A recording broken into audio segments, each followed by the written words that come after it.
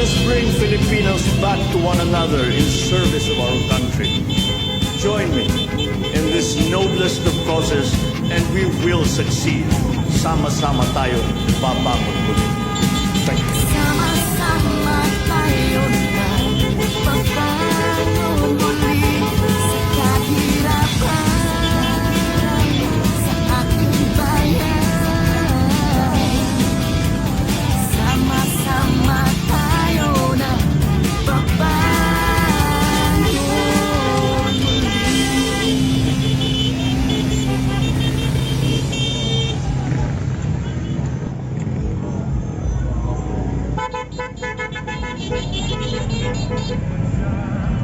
Totoo ang tao dito, walang Photoshop. Totoo ang tao dito, walang Photoshop. Totoo ang tao dito. Totoo ang tao dito. Totoo ang tao dito. Totoo ang tao dito.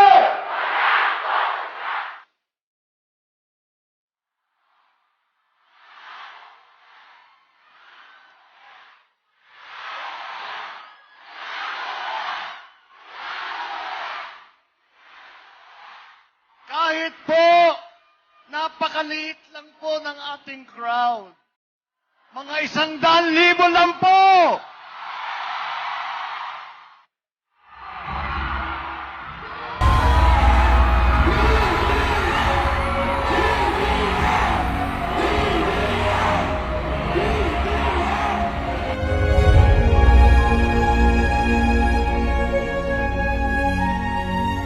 Si Pangulong Duterte gusto niyang malaman ninyong lahat na sa pagtatapos ng kanyang termino ay nasa puso niya ang pagpapasalamat sa inyong lahat mga tiga Cavite!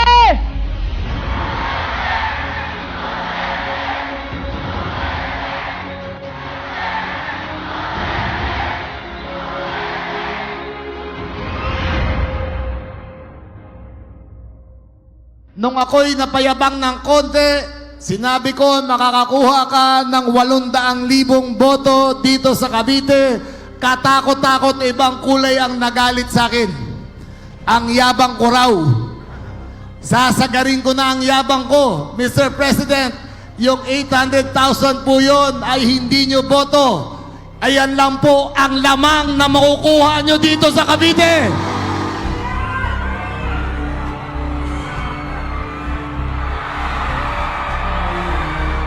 Ang mga taga-Cavite ay marunong kumilatis ng mga tunay na pinuno ng bayan, ng bansa. Dahil ang mga taga-Cavite ay hindi bobo! Kaya naman kayo pumapalakpak dahil sabi nga ni Senador Larry Gadon, ang Caviteño ay hindi. Mabuhay ang revolusyon!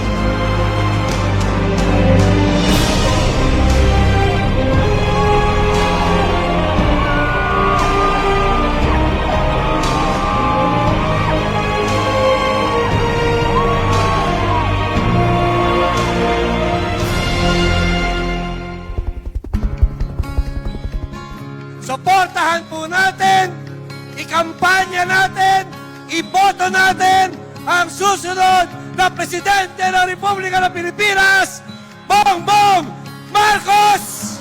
Kaya po kapag mananalo si BBM at si Sara, wala na po yung mga kulay red na yan. Wala nang kulay green. Wala nang kulay orange. Wala nang kulay blue. Wala nang kulay pink.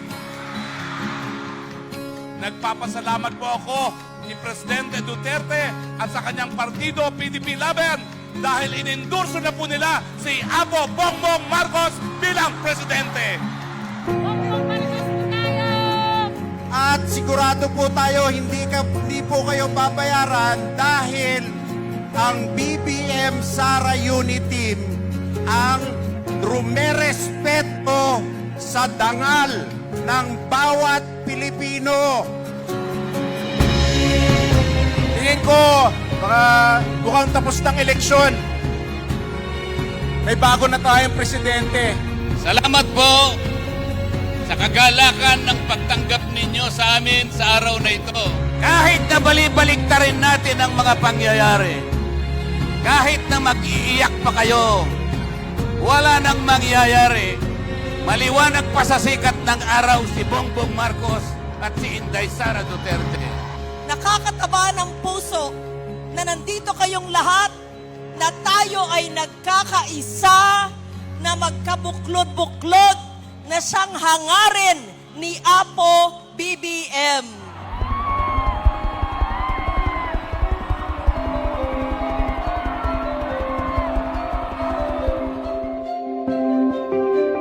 Kaya sa ating mga Kabitenyo, narinig na natin ang sagot ng Kabitenyo, Bongbong Sara!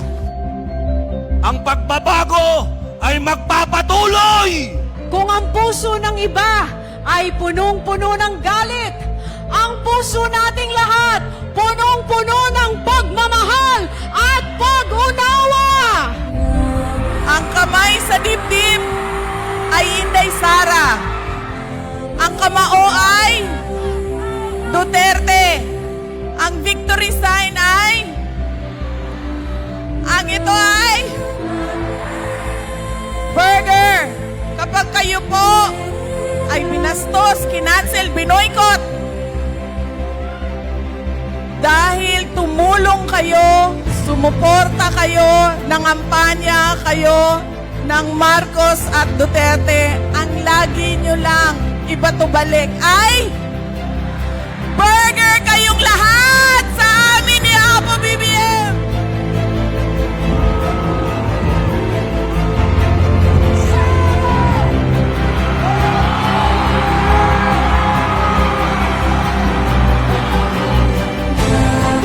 Tama po, huwag tayong magpapaulit na nagkadayan sa nakaraan.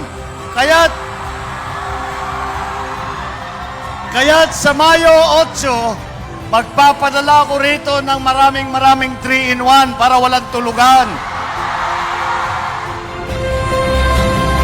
Nararamdaman ko po ang pagmamahal ng Cavite ngayong gabi na ito. Maraming salamat sa inyo.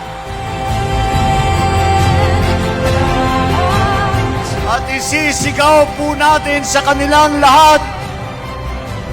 Haharap tayo muli sa buong mundo. At isisigaw natin, ako ay Pilipino. Taas noo kahit kanino. Mga minamahal kong kababayan, sama-sama tayong babangon muli. Maraming salamat po. Mabuhay ang General Trias. Mabuhay ang lalawigan ng Cavite! Mabuhay ang Pilipinas!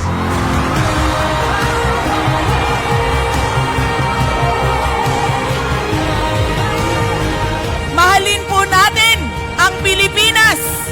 Mabuhay ang Cavite! Mabuhay ang Pilipinas!